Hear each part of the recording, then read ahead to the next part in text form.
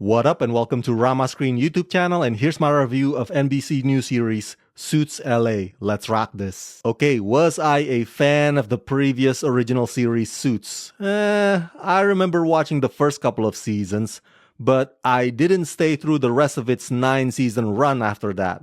For obvious reasons. There are way too many shows out there to keep up with, and usually, when I'm not fully invested in something, probably just watch a few episodes here and there, eventually I drift away to shinier objects. So no, I can't really technically call myself a hardcore fan of Suits, though I admit some of the episodes were pretty damn good.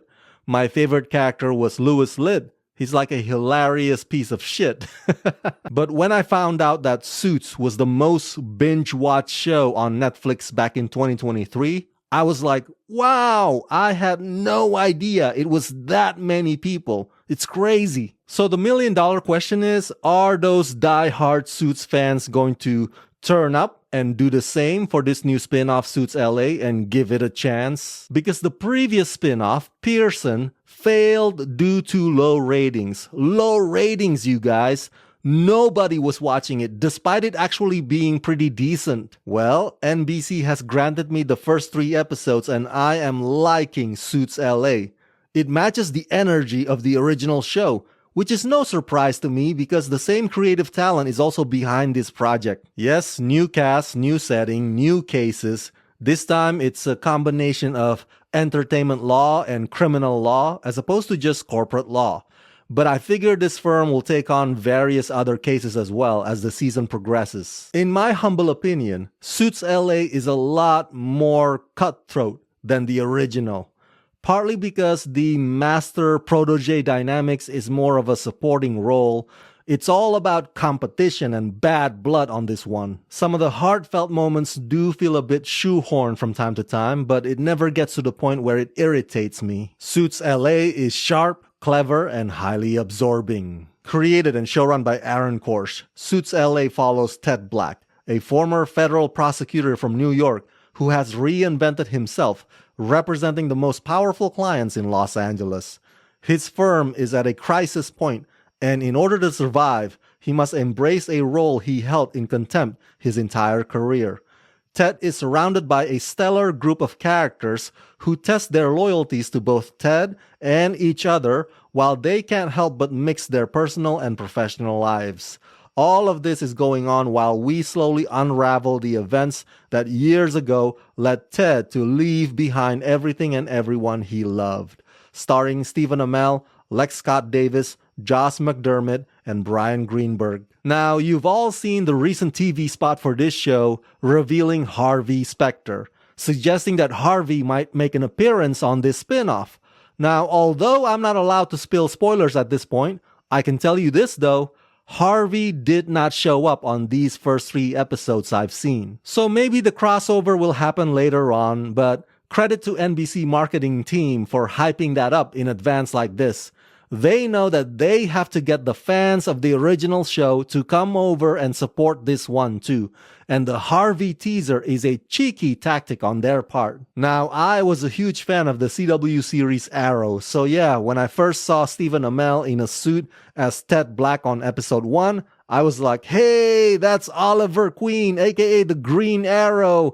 Any minute now, he's gonna say, you have failed this city of Los Angeles. All joking aside, yeah, it might be difficult for Stephen Amell to shed that persona, but in time, the noise and the jokes will eventually fade away. I thought Stephen Amell was great on these 3 episodes. He had a commanding presence about him. A lot of people think Steven doesn't have the acting chops nor the gravitas for this type of role, but I strongly disagree, and I think Steven will prove the haters wrong. However, having said that, to me, the one who shines brighter is that mullet guy from The Walking Dead, Josh McDermott, who on this show plays Ted's friend-turned-rival Stuart Lane. I like how he's not really an antagonist because he's just doing what any shark would do in this business, and I really enjoy the nuances in Josh's performance. Now, please don't expect Ted and Stuart to be like Harvey and Mike, alright? Because they're not. Because if you come in with that expectation, you might get disappointed. You see, creator showrunner Aaron is doing a cocktail mix of slightly different and slightly familiar here. And it's a delicate balance that might just work, as long as the fans are not hoping this to just be Suits 2.0. And sorry, there's no royalty Meghan Markle on this one, but Lex Scott Davis and Maggie Grace are just as eye-catching and fiery. The episodes are well-paced and visually appealing. That sleek, modern office production design once again serves as a character in their own right, and the score elevates the suspense when needed. One of the things I like about the original were the power struggle and the diabolical efforts to dethrone each other. Well, that has yet to be seen on these 3 episodes of Suits LA. Maybe they're getting to that eventually, but for now, it's all about this bad breakup. But it does a pretty good job of laying the foundation for whatever it is that's to come. Now, because it's set in LA, entertainment law is at the center of it all. This show features several celebrity cameos, humorously playing a version of themselves. Victoria Justice is only the beginning. So there are times when Ted's firm does behave like some kind of a pseudo-talent agency.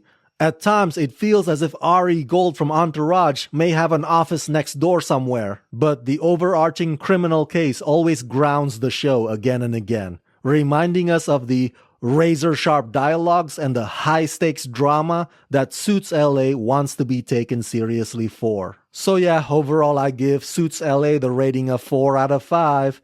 It's always a bit unfair to judge an entire show based on just the first 3 episodes, but I can confidently declare that Suits LA is well written and electric.